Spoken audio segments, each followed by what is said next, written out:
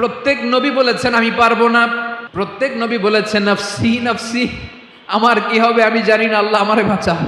প্রতিটি নবী বলবে নফসি নফসি, আল্লাহ তুমি আমারে বাঁচাও আমারে বাঁচাও। বিশ্বনবী মাথা তুলবেন, তুলে বলবেন রব্বি হাবলি উম্মতি, আল্লাহ তুমি আমার গুনাহগার উম্মতকে বাঁচাও।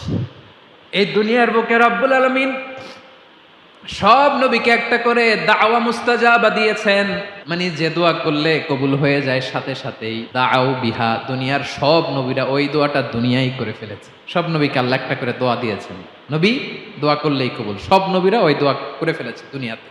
বিশ্বনবী বলেন আমি করি নাই।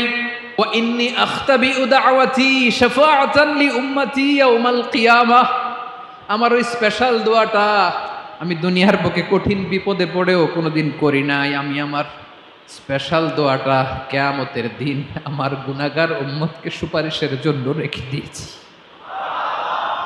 আল্লাহ বলবেন নবী ইরফা রাসাক, মাথা তোলেন, আর কাটবেন না। বিশ্বনবী মাথা তুলবেন, আল্লাহ বলবেন সাল তোতা, আপনি যা চাবেন তাই দেব। ওয়াশফা তুশাফা, সুপারিশ করেন, সুপারিশ কবুল করব। বিশ্বনবী বলবেন আল্লাহ ওই স্পেশাল দোয়াটা দুনিয়াতে করি নাই, আজকে আমি তোমার দরবারে দাঁড়িয়ে কিয়ামতের দিন ওই দোয়াটা করছি। আল্লাহ আমার যে উম্মতের হৃদয়ে যাররা পরিমাণ ঈমান আছে, আমার একটা উম্মতকেও তুমি জাহান্নামে ঢুকাতে পারবা না।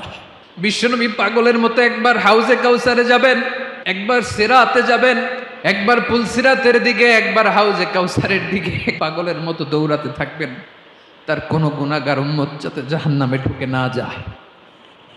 সেদিন কেউ সুপারিশ করতে পারবে না। বিশ্বনবী